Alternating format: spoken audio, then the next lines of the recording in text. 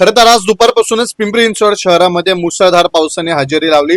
आपण पाहतोय जुलै ऑगस्ट महिन्यामध्ये पाऊस पडला, त्यानंतर सप्टेंबर कुठेतरी कोरडा गेलेला आपल्याला पाहायला मिळाला. पण अचानकपणे आज पिंपरी चिंचवड शहरामध्ये मुसळधार पावसाने हजेरी लावली आहे.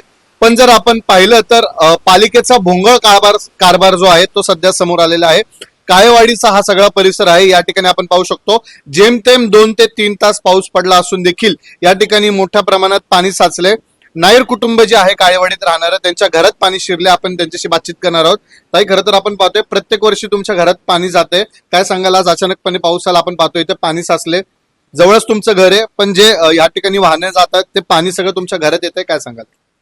खरं तर आम्ही एवढं वैतागलो या त्रासाने. म्हणजे पावसाचं जे पाणी आहे लिटरली आमचं पूर्ण घरामध्ये घुसतं.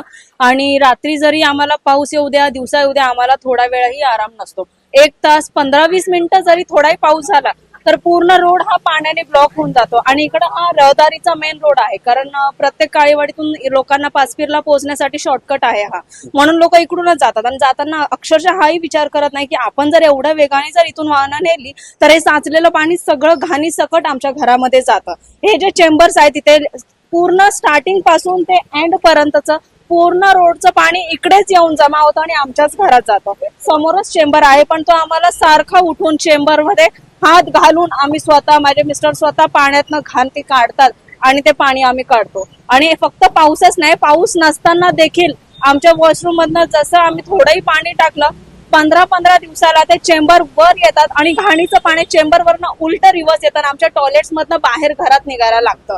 तर आम्ही पर्सनली किती वेळेस काम केलं, पण आम्ही प्रत्येकाला हेल्प करण्यात आम्ही थकलोय आता सांगून. आणि आम्ही स्वतःच हे सगळं सामान घेऊन पाणी साफ करतोय आणि पूर्ण रोड साफ करतोय. आता आपण पाहतोय पाऊस कायसा ओसरलाय, पण थोड्या वेळापूर्वी मुसळधार पाऊस होता, तुमच्या घरात पाणी शिरलं होतं. घरात पाणी होतं. अनेक वेळा तुम्ही स्थानिक नगरसेवक असेल, आमदारांकडे कंप्लेंट करताय, ते काय म्हणतात पुढे? नाही, कोणी काय, हो चालेल करतो आम्ही. आता सर खूप दुसरीकडे कॉल केल्यावर सांगतात की नाही, आता खूप बाहेर झाडं पडलेत, दुसरीकडे पाणी जमा झालंय, आमच्या तिथे सध्या कामगार तिथे गेलेत, लोक तिथे बिझी आहेत, आम्ही ते झाल्यावर आम्ही येतो. असं करत आज 15 वर्ष झाले, कधीच कोणी येऊन बघत नाही. अख्ख्या एरियाला माहिती आहे की हा त्रास फक्त आमच्या ह्याच घरात आहे. आणि 75 इयर्स ओल्ड आमच्या घरात माझी मम्मी आहे, पेशंट आहे.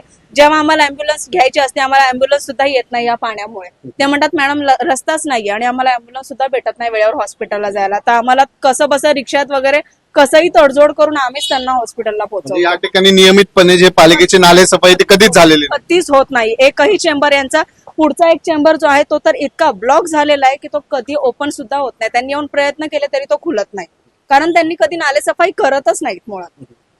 खरं तर ताईंनी जर आपण पाहिलं तर या ठिकाणचे स्थानिक नगरसेवक असतील, स्थानिक आमदार असतील, यांना धारेवर धरले. हा संपूर्ण काळेवाडीचा जो आपण परिसर पाहतो, या ठिकाणी वरद रेसिडेन्सी समोरचा हा सगळा परिसर आहे.